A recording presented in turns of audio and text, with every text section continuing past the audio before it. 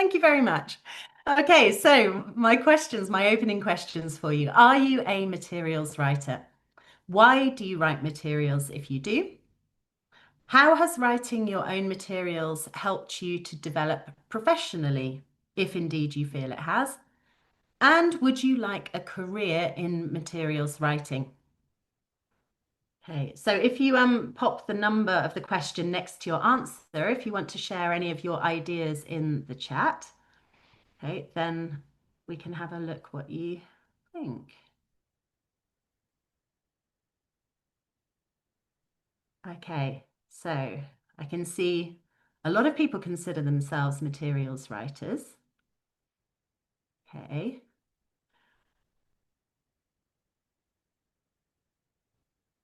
yeah, for your own students. Absolutely. Yes, yes.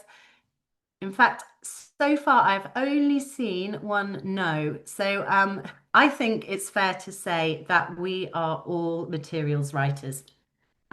If maybe that's just on a very basic level, in that we write our own lesson plans and some accompanying materials, or maybe we write full units of work. Maybe we don't have a course book to rely on. That's one reason why we often write our own materials.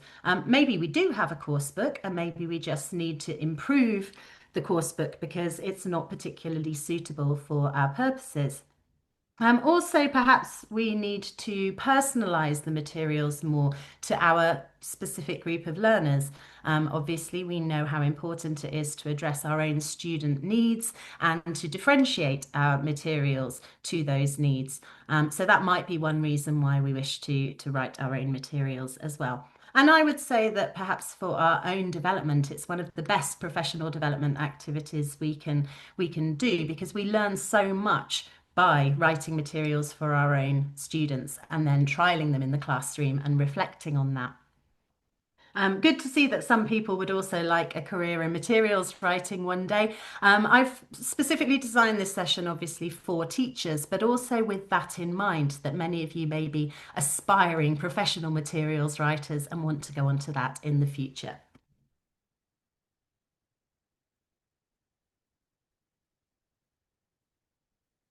So, the outline of today's workshop, we're first going to look at a few assumptions that underlie the work that we're going to do together.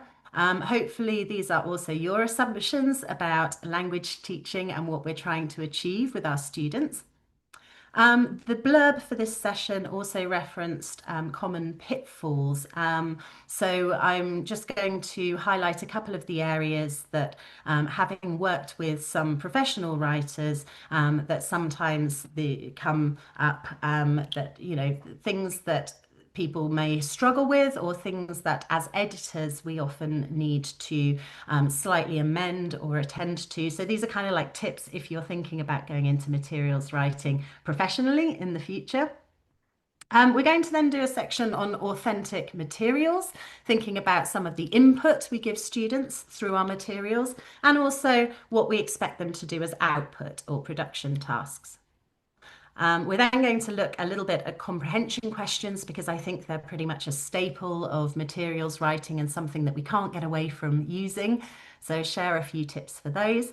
One of my favorite types of activity are information gaps. So I'd like to share with you how flexible I think these are and how essential they are to a communicative classroom.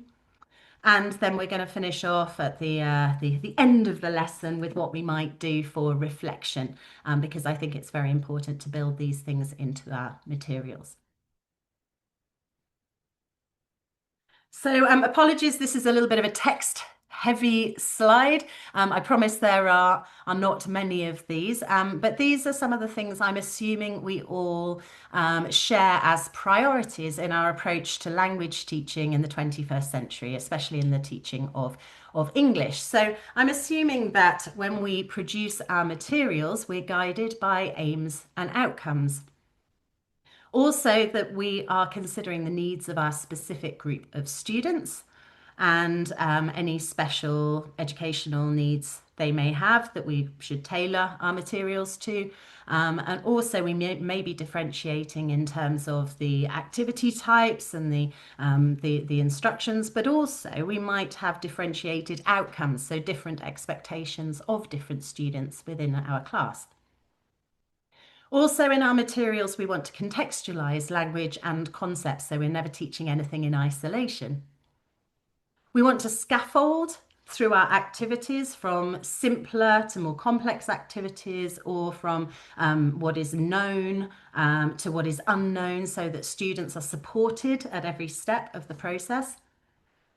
We also want to focus on all aspects of the target language, meaning, form, and pronunciation, and develop our students' skills. And I think these days there's a lot of focus not just on reading, writing, speaking, and listening, but also on metacognitive skills, learning how to learn, describing the learning process and recognizing how we do what we do, and also soft skills such as critical thinking, learner autonomy, negotiation, and others. Also, today we're going to be talking about authentic text. So I think within the communicative paradigm, it's very important that we're giving learners exposure to authentic language and asking them to engage in real world tasks that seem relevant to their everyday lives. We want to personalize. This links with student needs and differentiation, but also with engagement. Of course, we want our students to feel like this is really relevant to them and that we care about them and them as people and the differences between them. We also are presumably incorporating technology into our materials. I'm not going to focus on this today because I know there are other sessions on AI and, that's very popular at the moment. But I'm assuming that within our materials, we have a blend of, for example, printed material and digital material.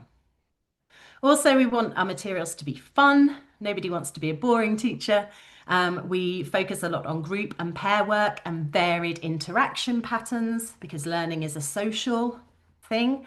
Also, we want to provide repetition and practice for our students, and that also involves recycling language regularly and providing opportunities for revision so that students can revisit language and skills.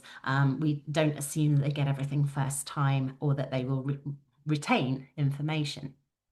And of course, at the end of every lesson and every set of materials, we are always needing to do some kind of feedback, but feedback shouldn't always be from us. Of course, we want our learners to reflect on their own performance, to identify areas where they did well and things they could do better, and also to feedback on their peers.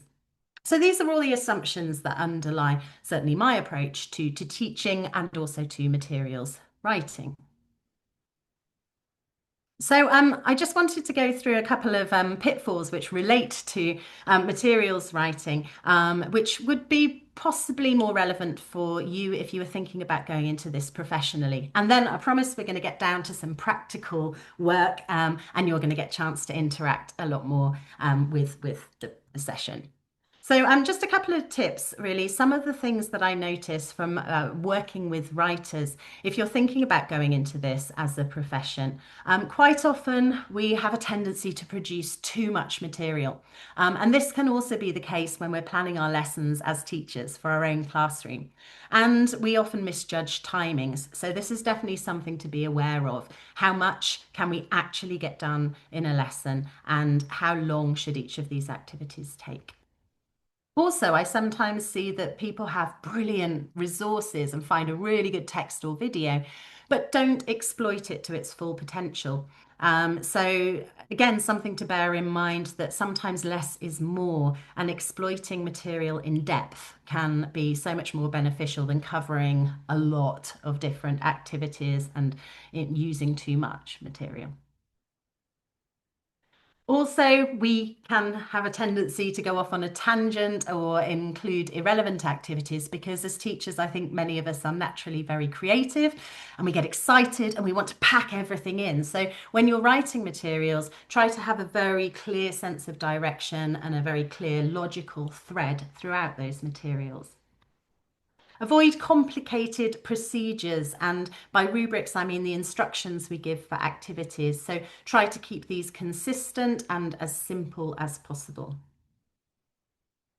Also, have reliable resources that you lean on for your grammar rules and labels, and stick to something and be as consistent as possible, because sometimes there are, in some of the writing that people produce within EF, we have to be very, very careful to make sure that our students are clear on our, on the grammar rules and the application of those grammar rules. And if we were to use different systems and different labels across different books, then our poor students who go with us from A2 to C2 would get very, very confused. So we need to be consistent and make sure grammar is labeled accurately and also explained, and students have an opportunity to explore it for themselves through guided discovery. And answer keys, models, and examples. It's really important to show students what success looks like. So if you're writing an activity and you want students to produce a paragraph or an essay, for example, then producing an example yourself for them to compare with their own production can be really, really helpful. And sometimes we forget to vary our interaction patterns. So maybe we have a little too much pair work, but no group work. Maybe students are always working in pairs, but never working individually. So we really want to combine individual work, pair work, group work, and work as a whole class in mingle activities, for example. And we mustn't forget to personalize. So sometimes we get so tied up with a topic that we forget to relate it to students' lives, and it's very easy for them to disengage and become bored. So that's really important too. So I just included this section because on the blurb for the session, it mentioned pitfalls within writing. I didn't actually, the blurb was produced before I wrote the session, but what I really want to do with you today is focus on practical areas of your materials writing for your own classroom. So the first thing that we're going to look at, and this will be a little bit more interactive for you now, is authentic materials. By authentic materials, I mean anything in the target language, so anything in English, which is not designed for teaching. So it's designed for other purposes, and it's used unedited in the ELT classroom. So what kind of authentic texts do you design your lessons around? What kind of authentic texts do you use in your materials? And what levels are they suitable for? So for example, if you use an extract from a novel, you might consider that it's only suitable for your higher level learners. Or if you use an online recipe, for example, perhaps you think there's a small amount of text, it's based around the topic of food, perhaps it's based around shopping or quantities like countable and uncountable nouns. So maybe you consider that to be suitable for A2 to B1. So what kind of authentic texts do you use? These could be listening or reading, and what levels do you consider them suitable for?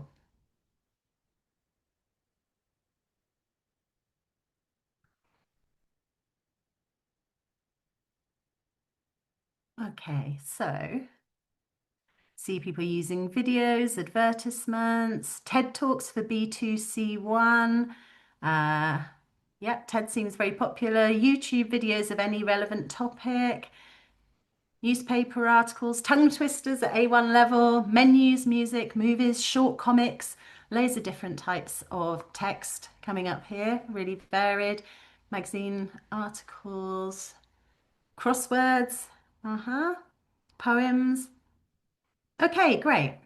And I did see one comment, which I'd just like to pick up on there, that you could use certain authentic texts for any level. And that's what I wanted to talk about today, because I feel very passionately about using authentic materials, and I really feel like we can use them across the full spectrum of levels. So I've got a text in my slide here, which is a poster.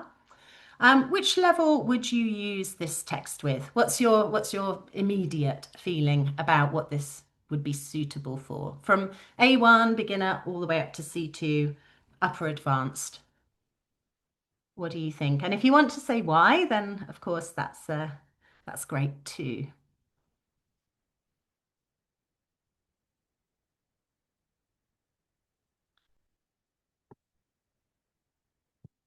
Okay, so I'm noticing that a lot of people are more inclined to use this with lower levels. A lot of A2, B1. A few people saying any level. Cool. Okay. Yeah, but most people going for a slightly lower level, A2 or B1. That's some nice insightful comments about depending on the culture or depending on the questions that you ask.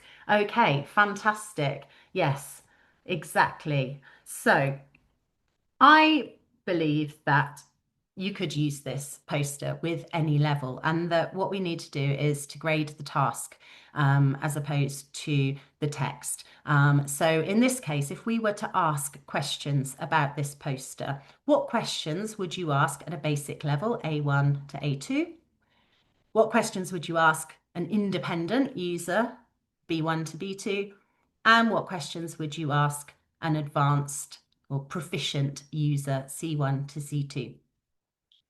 Have a think about any specific questions and maybe pop a couple of examples in the chat and we can share those. But remember to label them with the level, obviously. Okay, Joe's commented that up pops the devil is advanced. Yeah, so there's definitely some advanced language in this text, even though many of you felt that it would be suitable for A2B1. That's a very good point.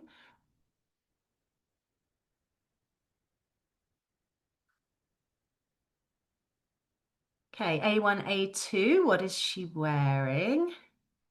Okay, Rachel, A level, where can you see this play? Very good. Brian, who is performing for A1 or A2? Okay, A1 focusing on the picture. Yeah, nice. So we use visuals a lot with lower levels. Okay, Eileen, B1, talk about the show. Okay, cool. B level, what is it about? Yeah, great examples here. Okay, does anybody have an example for, I haven't seen any questions for C1 to C2 level, which is interesting. Oh, hold on, here we go. B, present what you think the show is about. Okay, yeah, this could work at a more advanced level. Yeah, absolutely. C1, synonym of theatre. Okay, I like your thinking. Yeah, so expanding the vocabulary outwards for them to bring in other words that they've come across in their language learning. Nice. Eileen, what is the plot for C1? Yeah, so some really great examples. Okay, so oh, the tick has appeared on my screen. Please try not to draw on the screen too much. I'm not sure how to get rid of that. I'll figure it out in a minute. So my examples then, you have come up with many of these and many more, in fact. But I would say that for A1, A2, as you suggested, we're looking for very concrete, basic answers about what's the poster for, so for a play, when is it, where is it, who's performing. Then going up a little bit in level, what genre is the theatre show? What could it be about? How many parts is it divided into? Drawing on this idea of there being three acts. Can you draw a diagram to show the choice of seating areas and prices? So illustrate understanding of this section at the bottom with a main floor, balcony and gallery. Then for C1, C2, and there were some really nice ideas from you guys. Can you suggest three possible subjects for the drama based on the information and pictures on the poster? Students could then discuss which they think is most likely. In what ways could the title prove controversial? So the devil, somebody mentioned about cultural kind of connotations. Perhaps the devil is more or less acceptable or appropriate to discuss within certain cultures. What might the government's involvement be in this arts project? So it mentions at the top the Federal Theatre and at the bottom Federal Art Project. So does this suggest there's some kind of government involvement, sponsorship, something like that? So I think we're increasing in like modality and you know the possibilities rather than there being concrete answers as we move up through the levels. And of course, I think at all levels, we could also ask students, would you like to go and see this, do you think? And that could work at all levels.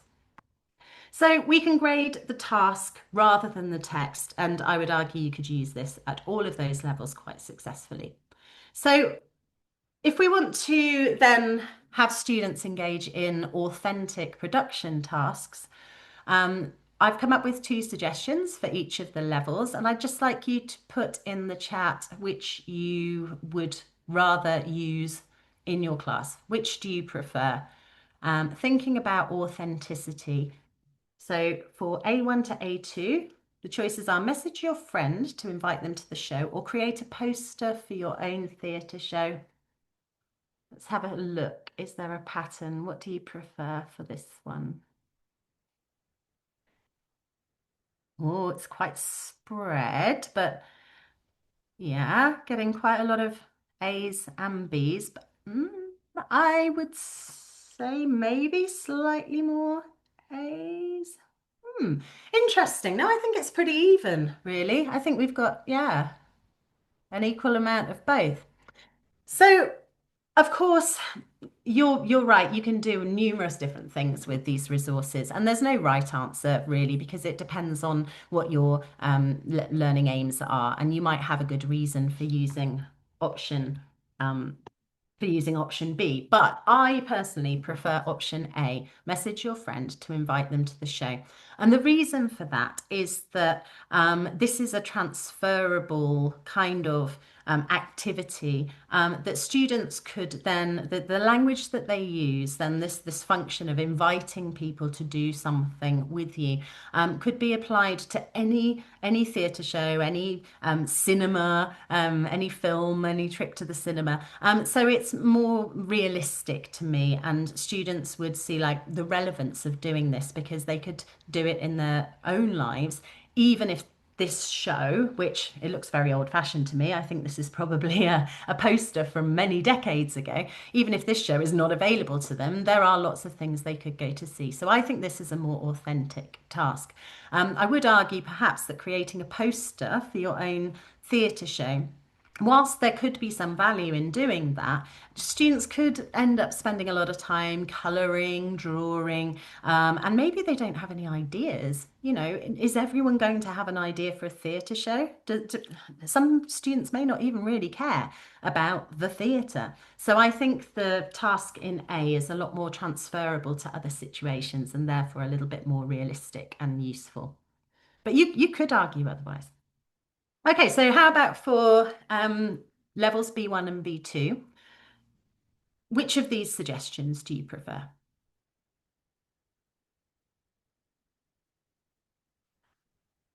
Okay, I didn't mean to reveal that quite so soon, but okay, so I'm going to suggest that persuade your friends to see the show with you and plan your trip for similar reasons as the suggestions for A. This is going to be more realistic, I think, because again, you could be persuading your friends to come to a music gig or to the cinema or to the theatre. So these are things that they would need to do in situations in their real lives. To write a review of the show for an online theatre magazine, well, they haven't actually seen the show. So this requires a lot of imagination. Some students love this kind of task and they might get a lot out of it, and that's great, but we haven't really given them much information to go on. So I think they need to know a little bit more about the show to review it. So I'm going to say that I think A is probably more authentic and realistic and therefore more useful. Finally, then, probably quite predictable now based on my other suggestions, but role play an interview between a member of the audience and a local entertainment correspondent, or find advertisements for three theatre shows running in nearby cities and decide in a group which one to see and why, and present your reasoning. Let's have a look and see which of these you prefer for the C level. Okay, a lot of B's. Oh, more A's coming up. Okay, I definitely think we're seeing a preference for option B here. So maybe we're starting to feel like these activities where students can transfer the language and the skills that they're practicing in the activity to their own lives and real contexts. We're starting to feel like these might be more useful and beneficial to the students. Um, I'm really into creative materials, so I'm not saying don't do imaginative activities with your students, but I think sometimes, to ask students to imagine what's this play all about, what happened, and then to construct a dialogue around it is quite a challenge. And you're going to end up with lots of different output. And if you've got time to explore all of the language in that, great. But I think perhaps it's of more relevance to students' lives to focus on a slightly more realistic task and have them discuss and find some examples of posters for things that are really happening around them and to decide which they would like to see and why. And then perhaps they can even go and do them. So it takes the focus away from this particular example, which it may not really even be a real play, and has students focus on their real lives instead.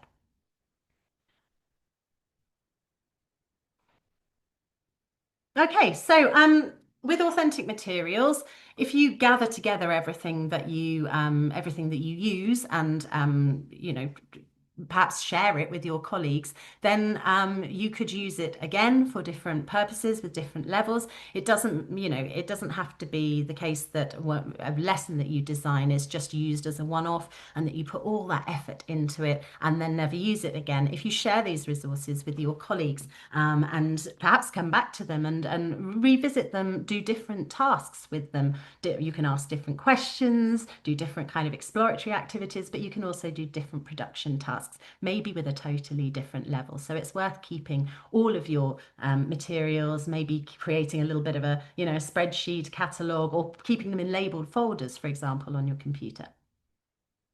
So we can't always use authentic materials, of course. Sometimes we need something for a specific purpose and we just can't find anything. Or maybe we find something but we don't have permission to use it. Sometimes there are copyright issues. Or maybe it's too long, for example, or maybe it's a little bit out of date, or there's inappropriate language in it and we're not allowed to use all of it. So sometimes we do need to create our own texts. And we want these to be as authentic as possible. So here are some examples from the work that we've been doing recently of texts that are based on authentic language that we've obtained in from the real world, but then we've also adapted them slightly to the language teaching situation. So we need to fit them with our curriculum. We may have particular language or skills goals, and so they're kind of semi-authentic.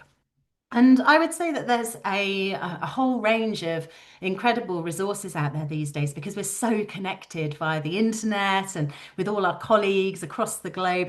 It's a lot easier now to access these kinds of things, and we can draw on all of these wonderful resources we have. So, as you can see in these examples here, in the top left, we have an interview with Rosalind and Andy, a couple who rowed across the Atlantic. And these were actually friends of one of the people on our team who had done this amazing thing. So we sent them a message and said, "Can you send us a recording of your reflections on your travels?" And we turned those into a listening activity.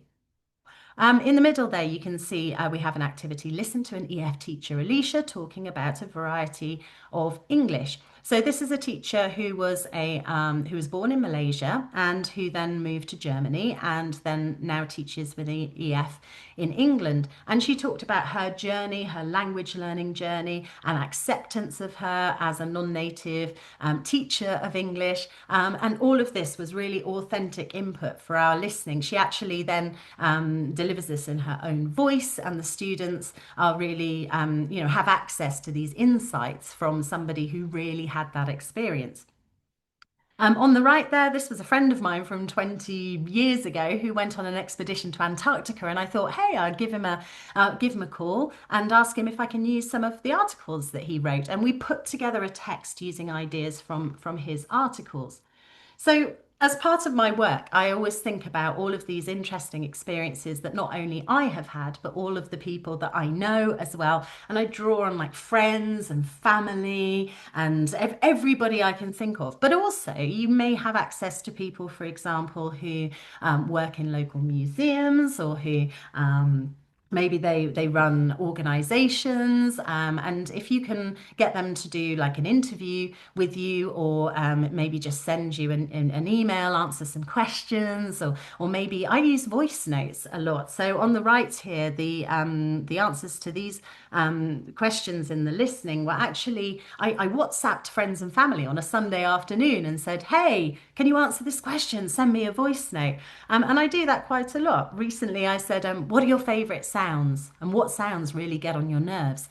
Because I wanted to put some language in speech bubbles on the page and make it as realistic as possible. And this way, I avoided too much of my own opinions and my own biases and my own vocabulary, and it was all much more authentic. So I like to draw on all of these different resources, and there are some more examples here on the screen of we had a teacher forum with some of our teachers discussing rapport with students.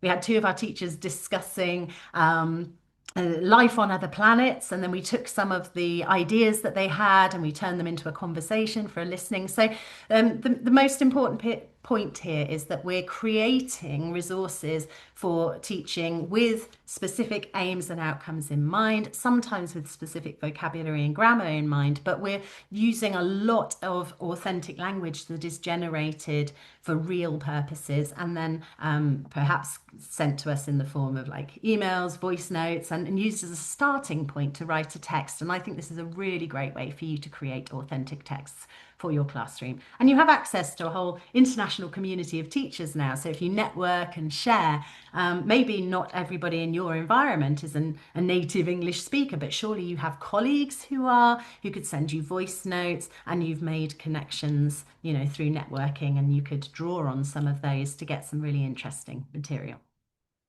Sometimes we have to write our own texts from scratch.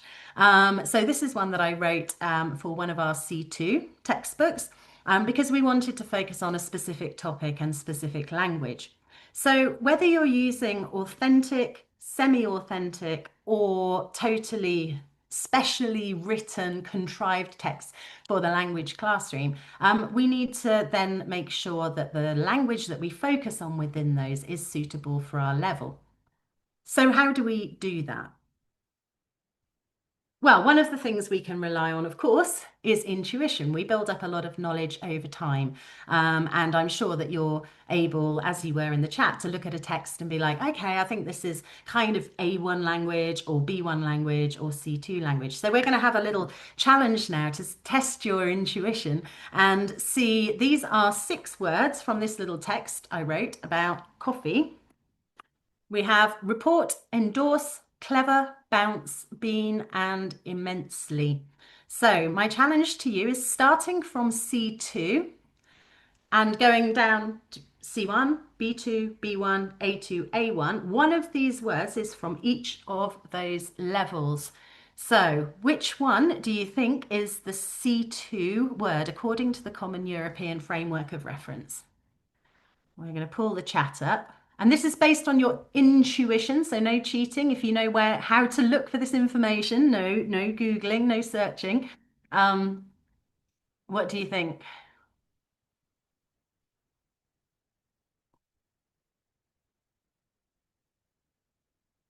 Okay. So there's a little bit of variety. Yeah. So most people are going for endorse or immensely. Okay. So let's check your intuition. The C2 level word was endorse. Very good. So give yourself a pat on the back if you got that one. But it was quite difficult, wasn't it? Endorse or immensely. They both seem like quite high level words. A few people thought perhaps bounce or some of the other words were C2 level, but generally your intuition was pretty good. Okay, so then what do we think for the C1 word? Okay, ready, steady, go in the chat now. Which one's the C1 word? Okay, so we're pretty sure now this is immensely, right? Because we weren't sure.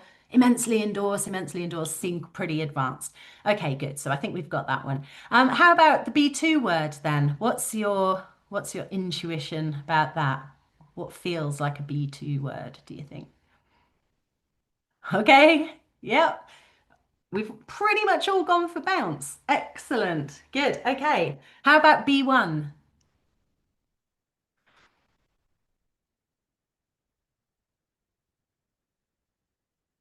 Okay. Few people saying clever. A lot of people saying report. One or two saying bean.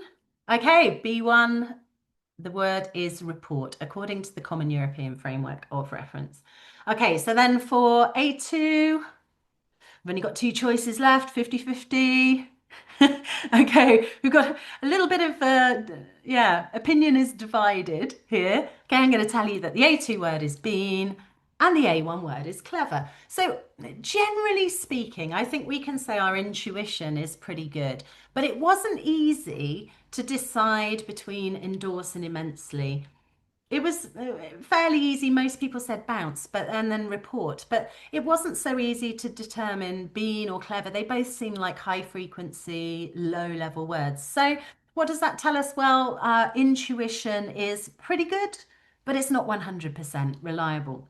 So what else can we use to determine language level within the texts? Authentic, semi-authentic, or ones that we've written ourselves? How do we know what to focus on?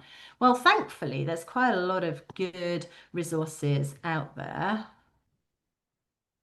a lot of tools. And these are the ones that I tend to use and that we often use in our materials writing. So the Cambridge English Vocabulary Profile, and today we're just looking at vocabulary because we don't have a lot of time. Oh, we really don't have a lot of time. But we can also use the Cambridge English Grammar Profile. The Pearson GSE Toolkit, I also recommend that you look this up. This is somewhere where you can check the level of different grammatical structures and vocabulary. There's a great free and easy to use tool on Vocab Kitchen, a CEFR profiler. Also, Text Inspector is highly sophisticated. There's some features behind a paywall, sorry, but most of them are, accessible. And what you need is probably accessible for free. And then there's the CEFR Levels Text Analysis tool. So all of these can help us with determining the level of the language and structures within our texts. So I put my text, The Truth About Coffee, into the Vocab Kitchen CEFR profiler. And surprisingly, it says that 62% of the words in the text are A1 and only 1% are C2. I wrote this for C2, and I'm sure if you had time to have a quick look through, you'd agree that this is a pretty high level text. Certainly, my intuition says it's a high level text. So, do you see anything weird about that analysis here? Is there anything odd about the way that these words have been coded by level? I'll have a look, see if you've spotted anything unusual.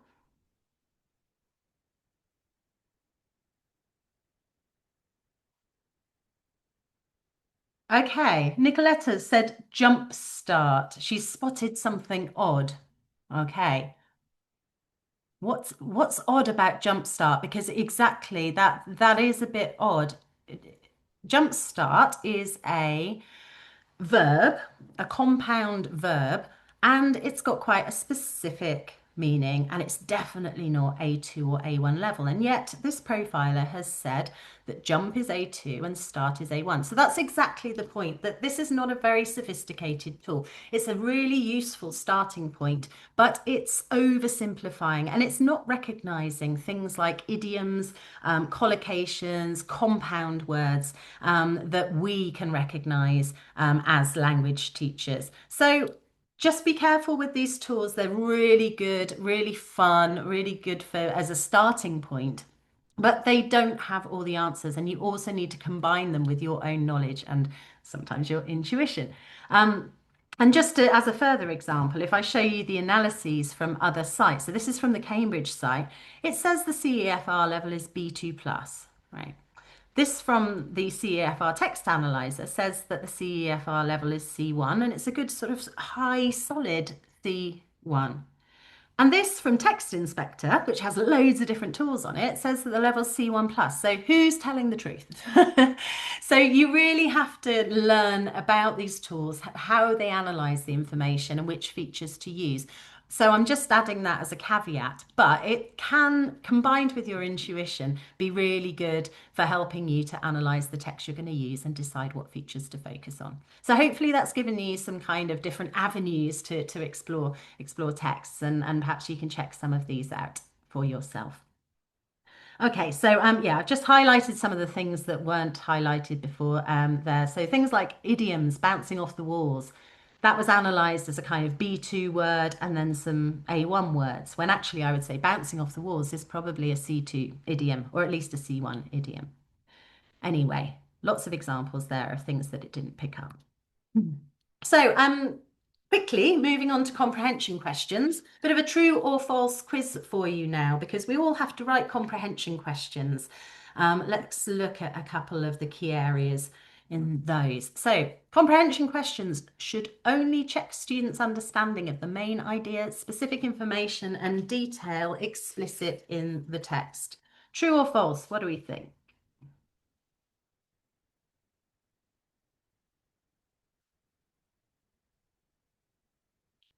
Okay, couple of truths, but the majority of you going for false. Okay, I'm gonna say this is false. Excuse me.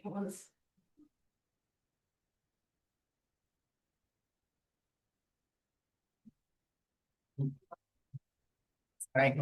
Um, I'm gonna say that this is false because um, we can check a lot of other aspects other than main idea, specific information and detail in a text. We want students to be developing more exploratory, kind of deeper kind of thinking skills and analyzing things a lot more than that. So students can be looking for inferences. We can be asking them for their own reactions. We want them to analyze, to evaluate more than just these elements of the text. Okay, next, true or false question. Comprehension questions should require the application of basic thinking skills first, followed by more complex ones.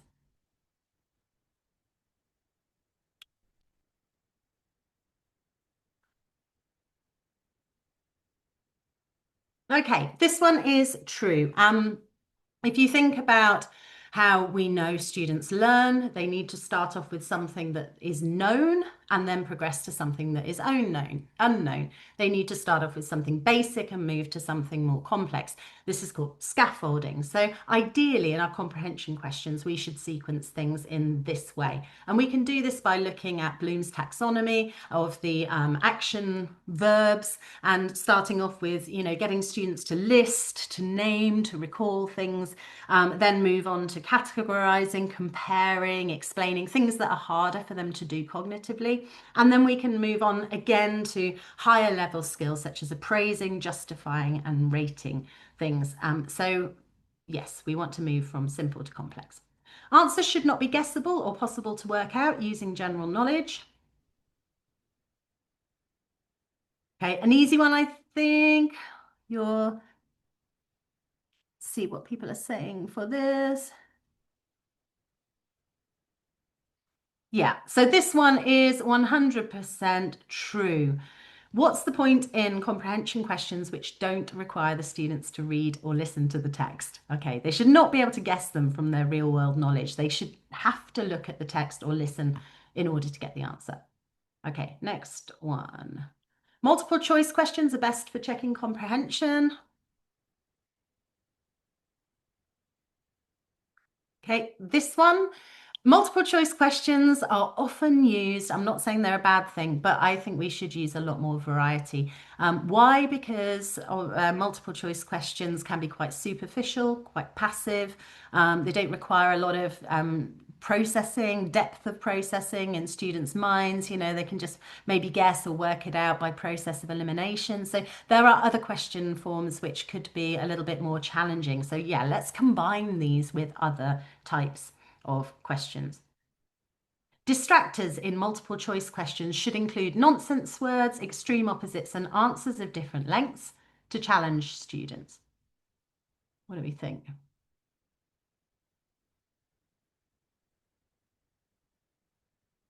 Okay, so whilst we do want to challenge students, we don't want to feed them nonsense words because they might, through exposure, remember them and take them away by accident. Extreme opposites are likely to be too obvious. So subtler differences are going to challenge students to think more, to compare, to differentiate between different possibilities. And answers should be the same length within comprehension questions. Okay, so using those tips, then applying those to an example from one of our textbooks, what do we think of these activities? Have a quick look at just F, G, and H, and let me know what you think. Do these, for example, are they all multiple choice? No, they're definitely not all multiple choice. Are they varied? Are the types of activities varied? We've got a ranking activity, oh, sorry, yeah, ordering, sequencing activity. Then we are inferring the meaning of words from context. Then we are listening and completing the sentences. Please don't draw on the screen because I can't remove it.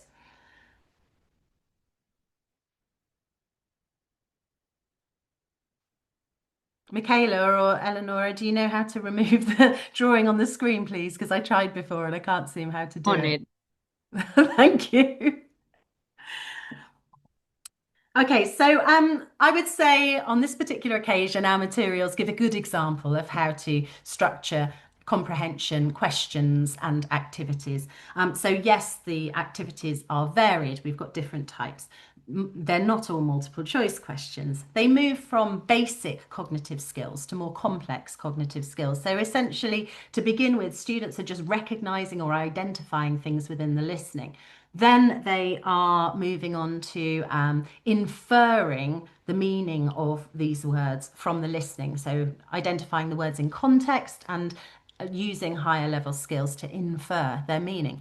Then they're completing these sentences with specific detail and looking back at their inferences to check whether they were right or not. So this involves evaluating. So we've moved from basic cognitive skills of recognizing, identifying, and sequencing those points to then inferring and then evaluating our own inferences. So I would say they progress from lower order to higher order thinking skills, from basic to complex. So these work. And could you complete these activities without listening? No, we couldn't. They're not guessable from real world experience or knowledge. So I think these are good examples of how to approach comprehension questions in our materials. Okay, the other practical kind of the main part of the body of lessons in our materials writing that I wanted to look at is information gaps. Um, Information gaps are when students have different information and need to communicate to exchange it. So the gap is the information that they don't have. And I love these types of activities, and I would suggest getting as many of them into your materials as possible because there are so many different types and they can be used in really authentic ways. So some examples of information gaps. And can you have a think about what context, what kind of topic and specific context you might use these in? And if you like, you can share those in the chat. So students have similar pictures with a set of small differences, and they must describe them to discover the differences. Students have the same newspaper article, but with different words or phrases removed, and they must complete the gaps in their article by asking each other questions. Students are given different roles in a role play and must share the information they're given to solve a problem. Students have diaries or schedules full of appointments and must find times when they're available to meet. So what kind of situations do you think you could use these in that would be realistic and give students some nice, authentic language practice? Remember to put the number next to any suggestions you have so you know which one you're talking about.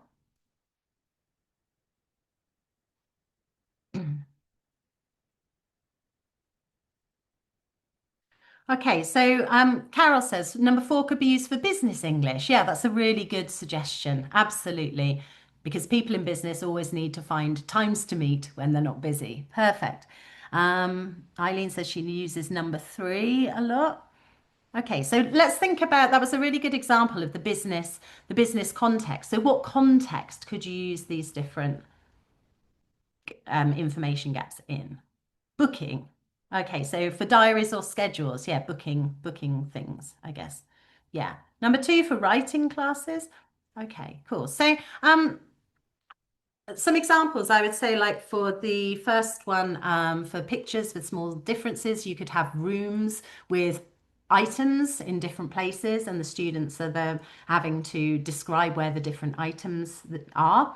For the newspaper article, one student could have the names missing, and one student could have the different actions missing.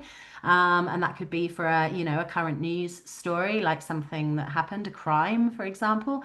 Different roles in a role play. It could be, for example, like a murder mystery where they have to solve the murder.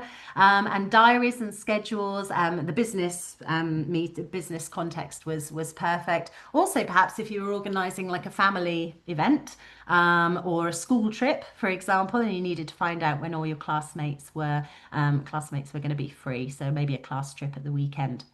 Okay, so more ideas for information gaps, just very quickly, because we are going to run out of time.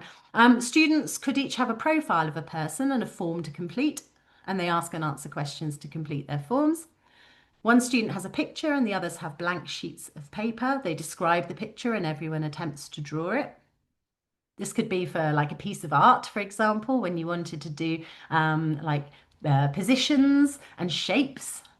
One student is going shopping and another wants them to buy items they need for a task that day. So that could be something like, you want to cook a specific dish, or you need to make decorations for a party and buy resources. Students have charts or graphs with different missing data. And final suggestions, students have different accounts of the same event and must identify the discrepancies between them. Students prepare interview questions for each other, but they can only write questions they don't know the answers to, so there's a gap in information there. Students have copies of an extract of a dialogue with some of their partner's lines missing. So this could be from a drama or from a film or a real everyday conversation. Students are given subtopics on a theme and must research them and prepare true or false statements. So this could be for example, for some kind of academic setting where they have to find key information, prepare true or false statements, and then they have to find out the answers themselves. Okay, so we've looked at authentic input and output, comprehension questions, information gaps.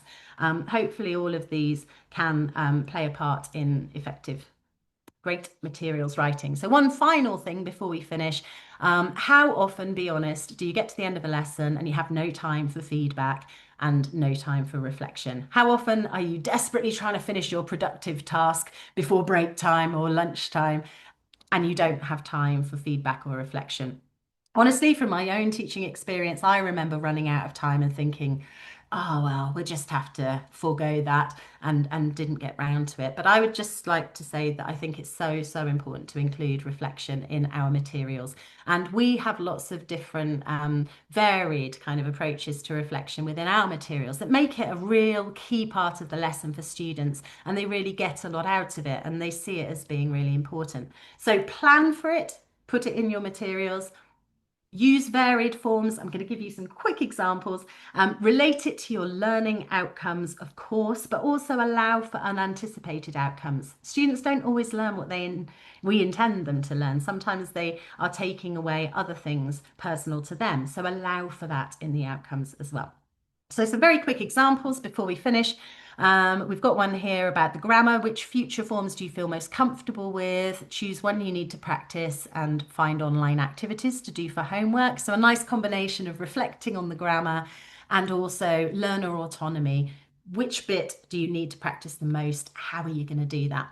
Also below that, you can see we got students to do a concept map. So we don't always have to ask them questions for discussion or writing. We can also get them to do diagrams, videos, voice notes. In the central section there, we're referring students to activities outside of the classroom. So they do a focus on arts and crafts in their language lesson. And then we ask them, well, what possibilities are there for you to practice your English in this kind of activity outside of the classroom? Also, talk about when you felt your English knowledge and skills were on point in today's lesson when they left a lot to be desired. This is actually recycling phrases we taught in the lesson. On point and left a lot to be desired. We've got reflection activities that focus on differences between spoken and written grammar because we did some spoken grammar in the lesson. And on the right here, where I mentioned unanticipated outcomes, these are very open-ended sentence starters, and we ask the students to complete them with their own ideas. And this allows for those, times when they're taking away different things from the lesson, and we want to know what those things are, and they can compare them and discuss them with their classmates. So I am more aware of ... I related to ... I had some trouble with. I was surprised by. So this allows for students to say what they felt they personally learnt in the lesson. And then finally, the last example here has students compare the language feature of hedging in the lesson to features of their own language. So there's lots of different things they can reflect on, different ways they can reflect on their learning. We want them to match up with our learning outcomes, but we also want them to be engaging activities in themselves. So please include these in your materials. Don't think, oh, just ask the students, did you enjoy that? Did you learn something? Great. And let them go. Actually plan and design these in your lessons. So please consider which of these things might have some kind of use to you in your materials writing and try them out. Trial your materials. Reflect on what works and what doesn't work and how you can improve them in the future. Maybe have your colleagues teach your materials and give you feedback. Ask your colleagues for their materials and give them feedback.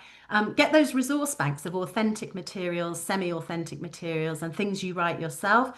Share them. Find a SharePoint or a Padlet or something where you can collaborate with your colleagues so that all your hard work can be shared across your team. And yeah, just that's all of it really. Yeah. Gosh, sorry, I nearly ran over time.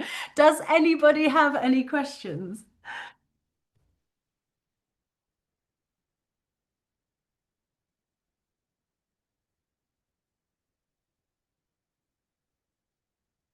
Okay, just looking out for any questions. Thank you guys. I know if you have to go, we are running out of time. I think my colleagues would just like to speak to you quickly, so please don't disappear before Michaela and Eleonora have rounded things up, because you will need to answer some questions, some multiple choice questions, in order to get your certificate for the teacher development webinar series.